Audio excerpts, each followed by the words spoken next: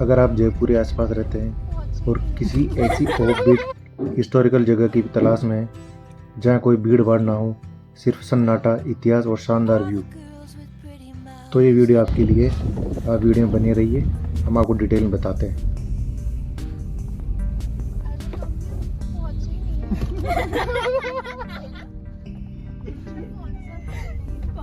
आज हम जा रहे हैं कालक फोर्ट।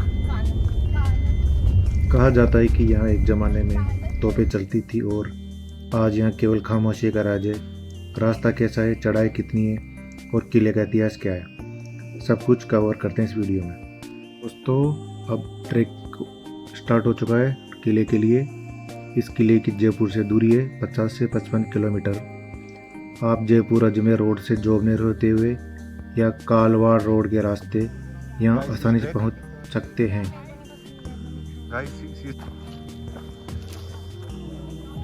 चलो,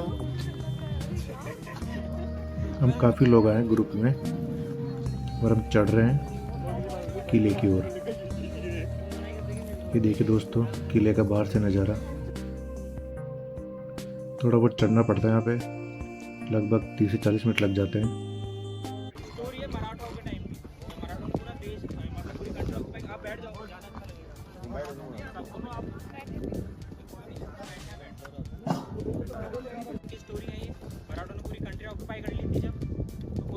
जयपुर जो रियासत थी उनके अंडर में आती थी मराठाओं की। तो उन्होंने क्या करा था, टैक्सेस के लिए, आप जानते हो वो सभी रियासतों से टैक्स लेते थे, टैक्स वसूलते थे।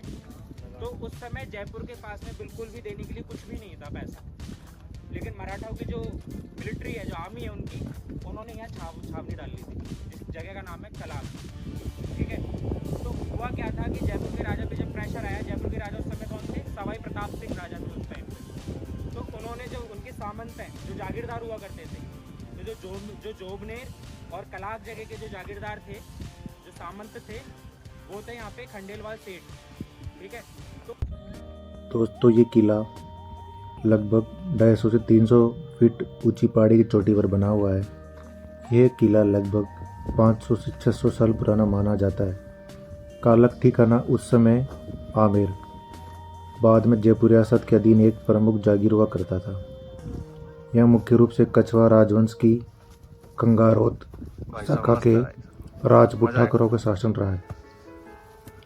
इसकी स्थापना कालक के जागीरदारों में ठाकुर बेरीसाल सिंह का नाम सबसे प्रमुखता से लिया जाता है। यहीं पे पास में कालक बांध का निर्माण भी हो रखा है, जो भी ठाकुर बेरीसाल सिंह ने ही लगभग 600 साल पहले यहाँ ड्रिंकिंग वाटर और सिंचाई के लिए कालक बांध का निर्माण करवाया था, जो कि सामोद की पहाड़ियों से आने वाली बांड नदी के पानी से भरता था। यहाँ 15वीं और 16वीं शताब्दी से लेकर 19वीं शताब्दी के उत्तरार्ध तक स्थानीय जागीरदारों और उनके परिवार को निवास रहा। दोस्तों, बिल्कुल ऑफबीट जगह, यहाँ पे कोई नहीं आता। ये किला बिल्कुल खंडहर हो चुका है। हम लोग काफ़ी लोग आए, ग्रुप के अंदर आए हैं। आप देख सकते हो कितना आसपास व्यू, कितना अच्छा व्यू है। दोस्तों, ये वाटर स्टोरेज का टाका है, इसके ऊपर ही इसकी छत बनी हुई है। हम जाते हैं इसके अंदर।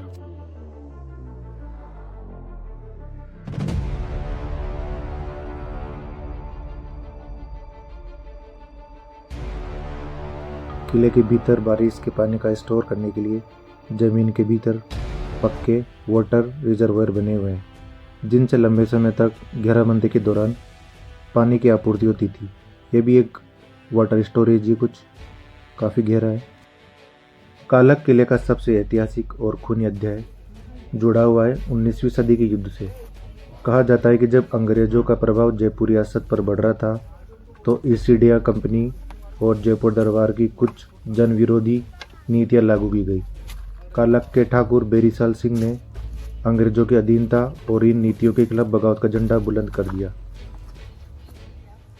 जयपुर के राजा और अंग्रेज़ों की संयुक्त फौज ने भारी तोपखाने के साथ कालक किले को घेर लिया। यह घेराबंदी और युद्ध लगभग 9 महीने तक चला। सेना के सामने नारी की डूंगरी, जो कि पास की पहाड़ी है, उस पर तोपें तैनात की और किले पर सीधे गोले दागे। तोपों की भयंकर गोलाबारी से किले का पिछला हिस्सा और उसकी ढाई बुर्ज पूरी तरह ध्वस्त हो गई। इसके बावजूद ठाकुर बेरीसाल सिंह जी ने हार नहीं मानी। वे अपने वीर सैनिकों के साथ किले से बाहर निकले और दुश्मन सेना पर टूट पड़े। कहा जाता है कि इस युद्ध में ठाकुर बेरीसाल सिंह ने जयपुर सेना के मुख्य सेनापति हल्दिया को मौत के घाट उतार दिया था, जिसकी 2 मंजिला संगमरमर की छतरी आज भी इतिहास के पन्ना में दर्ज है।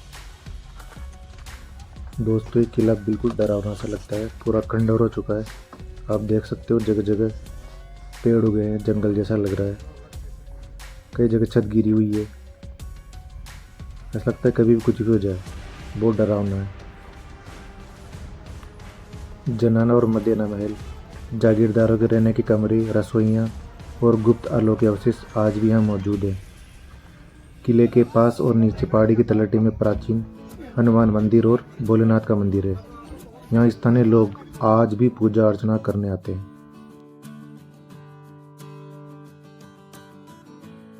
दोस्तों, कितना अच्छा व्यू किले का। हम बिल्कुल ऊपर खड़े हैं।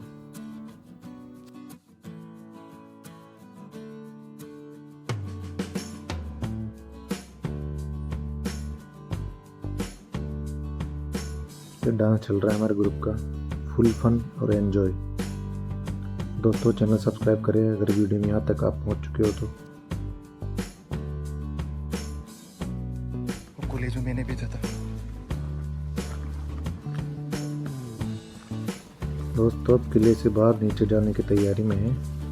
Guys subscribe. धीरे धीरे हम नीचे जा रहे हैं। अब देखो किले की दीवार कितनी हाइट है, बहुत ऊंची ऊंची दीवारें हैं। बिल्कुल जंगल बना हुआ है, पेड़ पौधे लगे हुए हैं। यहाँ पे बहुत ही कम लोग आते हैं या फिर कोई आता ही नहीं है।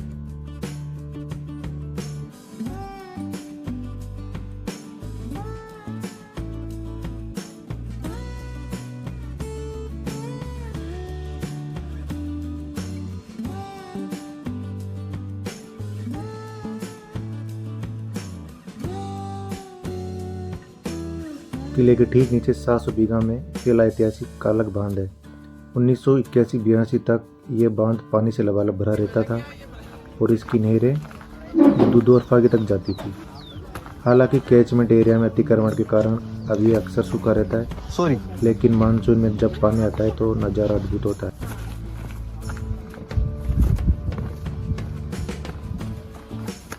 हटो, पीछे से हटो। स्थानीय लोगों में इस किले को लेकर तरह तरह की कहानियां प्रचलित है। चूँकि यह किला पूरी तरह निर्जन और सुनसान है, पूरी तरह खंडहर हो चुका है, इसलिए कई लोग इसे हॉन्टेड भी मानते हैं। शाम ढलने के बाद स्थानीय लोग पहाड़ी पर जाने से बचते हैं। इसके अलावा पुरानी लोक कथाओं के अनुसार यहाँ कई गुप्त सुरंगें थी जो आपातकाल में सुरक्षित बाहर निकलने के लिए बनाई गई थी।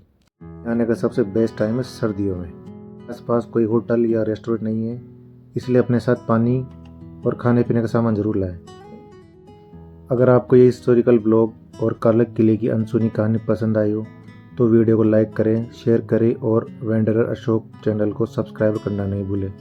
मिलते हैं अगले किसी ऐतिहासिक सफ़र पर। तब तक के लिए जय हिंद, जय भारत, जय राजस्थान।